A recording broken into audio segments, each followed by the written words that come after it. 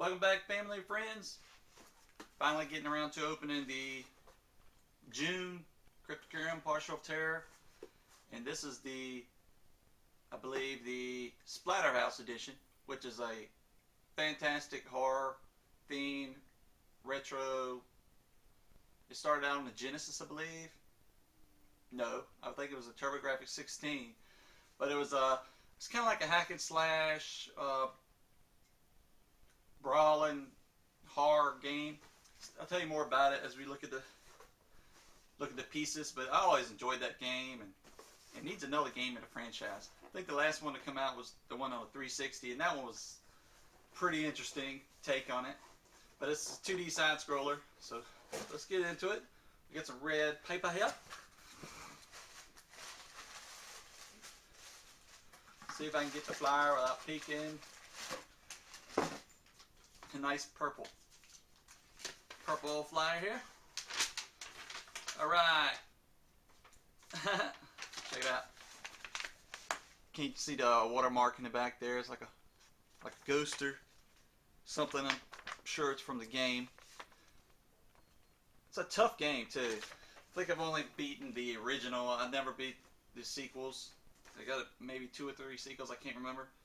But the reboot edition of Splatterhouse came out on the 360 and I believe the PlayStation 3. Alright, here we go. Welcome to the Splatterhouse edition of Partial of Terror. Splatterhouse is perhaps the ultimate video game homage to slasher and horror flicks of the 80s. Very perfect description of it. With a heavy emphasis on gore and downright appropriation of Jason Voorhees' character for the look of the main character, Splatterhouse became a favorite of every monster kid who picked it up and splattered their first demon head across the screen. You knew you were in for a good time. In front of the box read, the horrifying theme of this game may be inappropriate for young children and cowards. So that's pretty cool.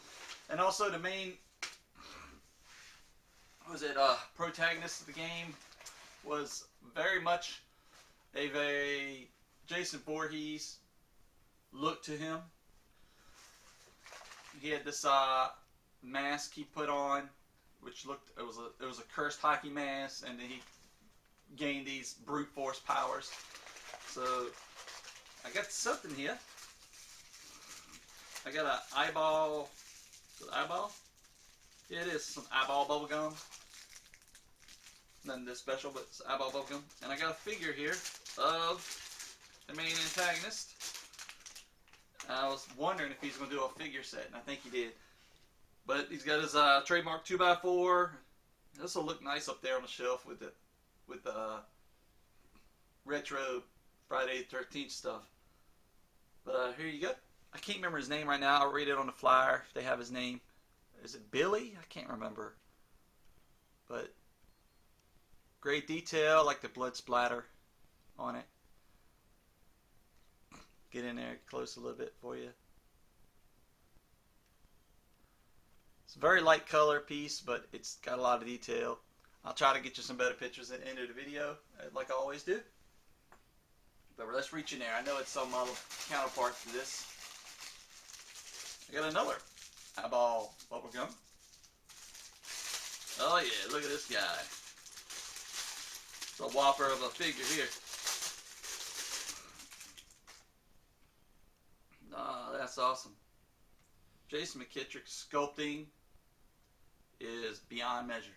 But I believe this is the boss from the first stage, I believe. There's like a leech tentacle looking thing. Look at that. He's got nice splattered green all over him. Very big piece. See if I can get it in there so you can see it a little better. My lights are terrible because I've been lazy with my videos lately.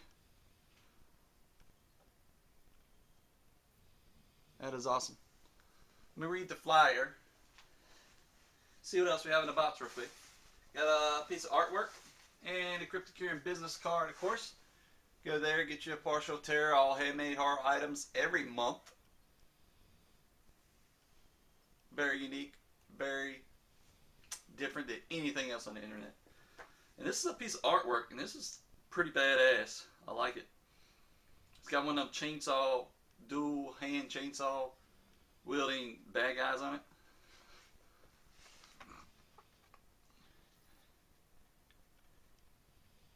Look at that.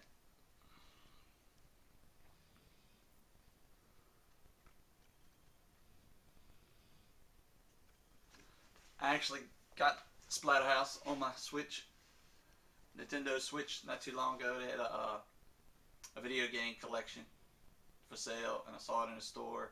I think it was the Namco collection, I believe correctly. And it had Splatterhouse on it, and I'm like, sold, buying it. And what did I do with the flyer? Here it is. We'll go back to the Splatterhouse Battle Pack. 2 new additions to our Monster Mini collection.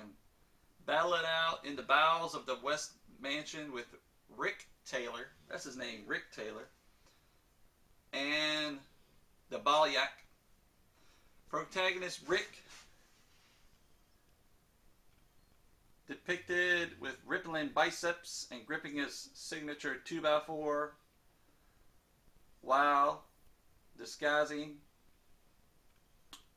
disgusting Balrich gasped his teeth in a frightening apparition. In keeping with this much theme, both of these have been splattered by hand with red for Rick. He's got splatter on him. And green slime for the Balyak. The Balyak? Balyak. Yeah, I want to say Balyak. No two are alike, hand cast solid resin. So you just put them up on the shelf. Here's your Balyak again. It's so much detail in that, you'll never pick it up on the camera, guys. Just put them up there, like ready to battle, just like in a game. And if I can get this thing to focus on the pieces and not me, it'd be great. But look at that, yeah. I'm gonna put them right up on the shelf, just like that. And what else we have here? The West Mansion print. Alan Brown brings us this depiction of the world of Splatterhouse that evokes the creepy and unsettling atmosphere of the game. See more Alan's work at medusawolf.com. That's a great picture. I'm going to put a little frame, maybe put the figures right in front of it. But you don't see a lot of Splatterhouse collectibles, so it's cool to see these handmade pieces for Splatterhouse. And that is it. I got 2 eyeball gummies as well, for good measure. There you go. Next month, the July Partial of Terror is going to be all Puppet Master themed, so that's going to be interesting to see. I like good old Puppet Master.